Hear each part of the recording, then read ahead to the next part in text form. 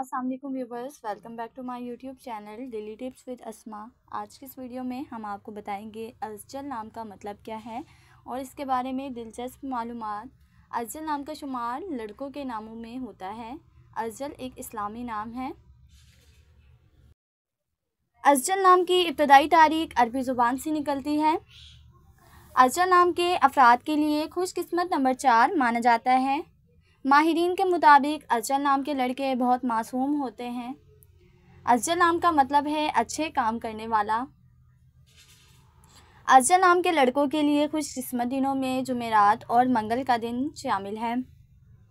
अज़जल नाम के अफराद के लिए मुवाफिक रंगों में सुर्ख और बनफशी रंग शामिल है।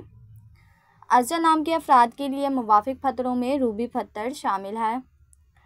खुशकिस्मती वाली धातों में हिंसों के हिसाब से तांबा और लोहा शामिल है। फ्रेंड्स, अगर आप अपने नाम का मतलब जानना चाहते हैं तो कमेंट बॉक्स में अपना नाम लिखें। इंशाल्लाह हम आपके नाम की वीडियो ज़रूर लगाएंगे। Thanks for watching. अल्लाह हाफिज़।